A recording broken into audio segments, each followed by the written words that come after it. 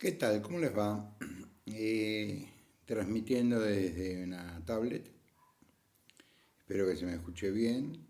Eh, Hemos tenido un fin de semana movido y todavía Anita recuperándose.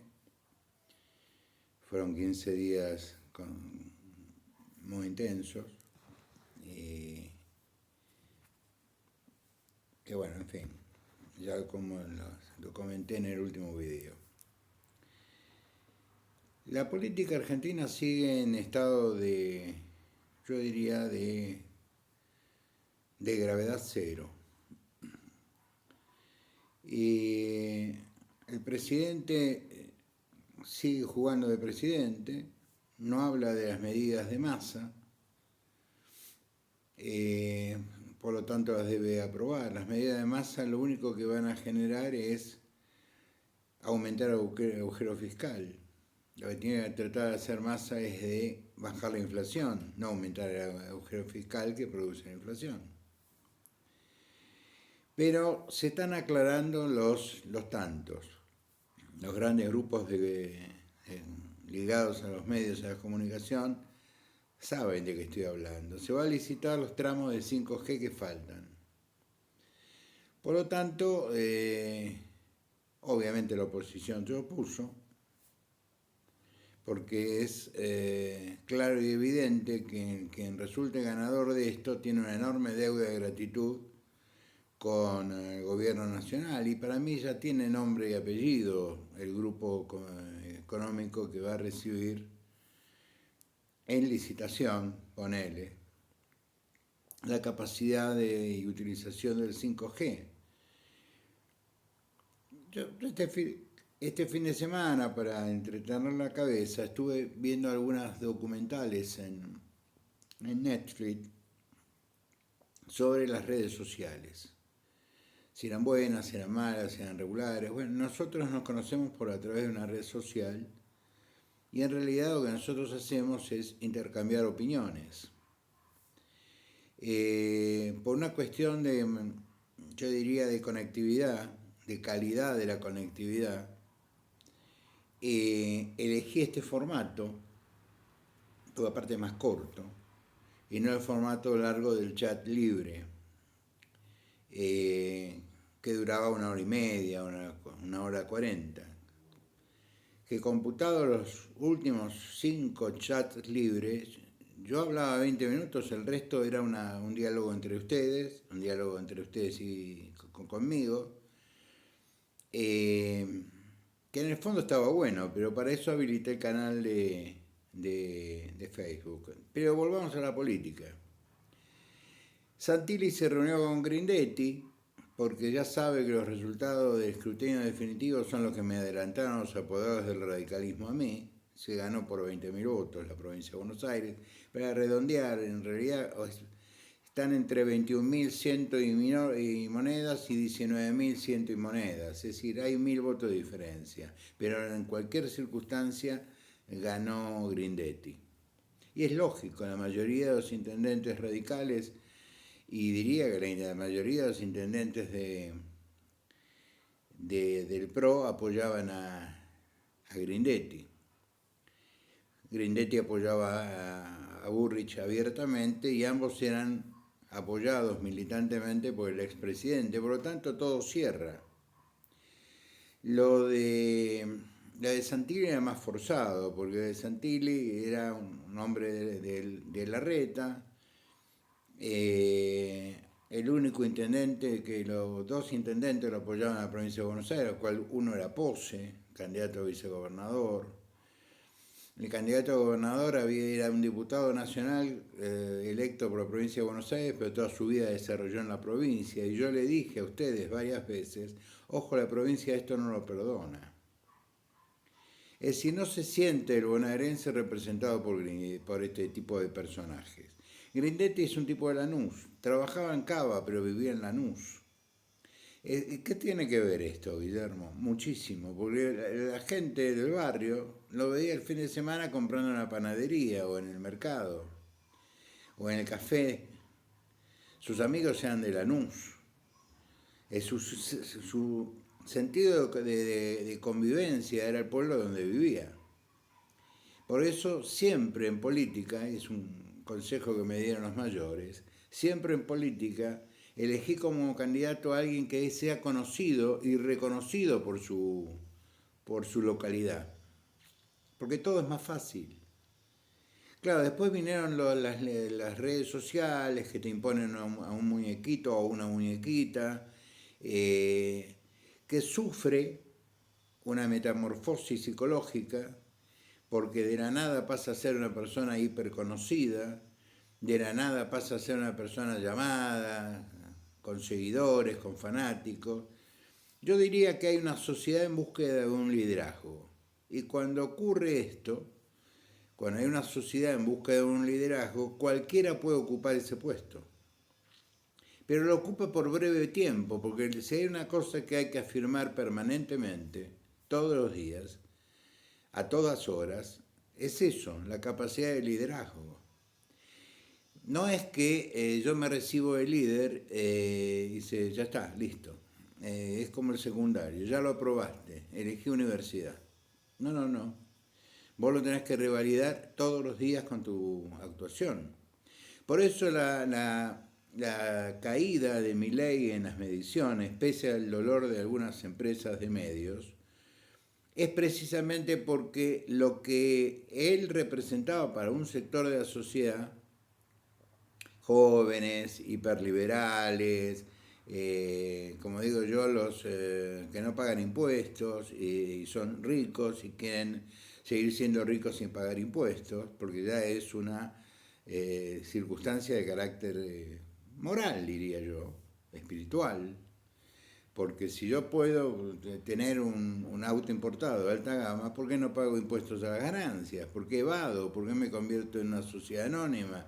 ¿Por qué me elimino mi patrimonio y lo divido entre varios para no pagar ganancias? Es todo muy, muy, muy, muy bizarro. Bueno, ese tipo de gente a mi ley le caía bárbaro. Bueno, ese tipo de gente no es la mayoría de la sociedad. Entonces, lo que era un cisne negro, para usar un término nuevo, se está convirtiendo en un pajarraco. Es decir, empieza a tener que convencer a personas que te miran así y te dicen, ah, para, explícame eso, pero explícamelo sin gritar, sin levantar el tono y explícamelo bien. Y cuando llega ese momento de lo que yo llamo la letra fina del contrato, ahí se nota si sos un buen o mal abogado. Bueno, en la letra fina del contrato se nota si sos un buen o mal político.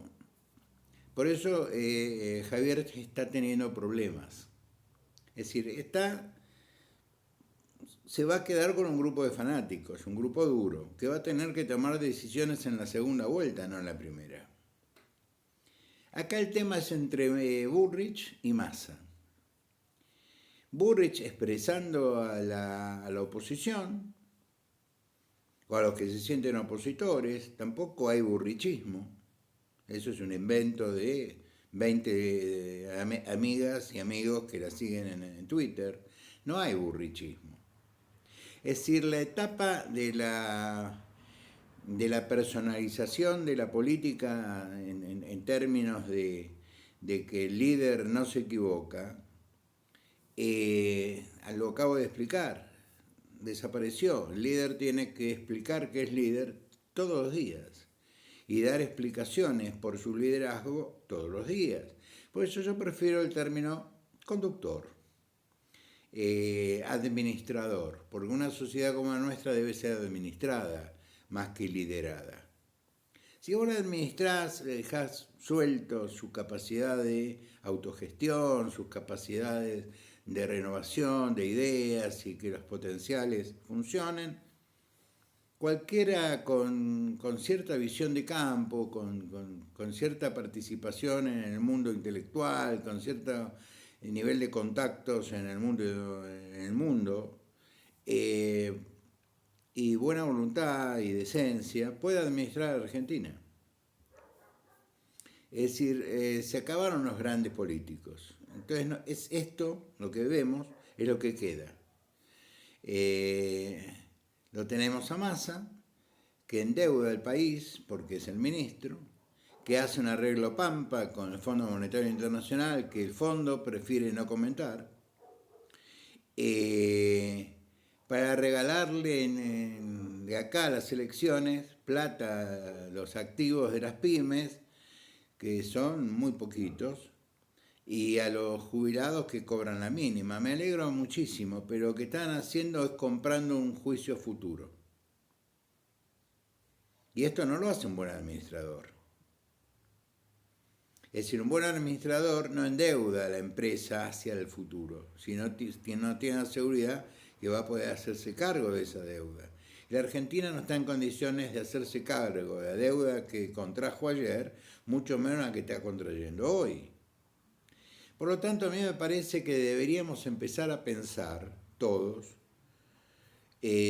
más allá de nuestros afectos personales, de nuestros gustos personales, nuestras ideologías, dónde están los partidos políticos que a mí me contienen, en qué lugar, ¿no? Cómo se están expresando. Deberíamos pensar en términos de buen administrador. La Argentina necesita un buen administrador y lo necesita con urgencia. En este caso, yo pienso que es una buena administradora, Patricia. Por eso hago votos porque ella sea la candidata elegida en primera vuelta. Por lo que nosotros desde las redes sociales podemos contribuir. Primero, no discutiendo con la gente, tratando de convencer a la gente. Hay mucha gente que la ve a Patricia en un lugar de la ultraderecha, explicarle que no existe la ultraderecha en Argentina. La ultraderecha es un espacio político que existió hace muchos años y que la mayoría de la gente que la acusa a Patricia de estar en la ultraderecha no tiene la menor idea de qué es la ultraderecha.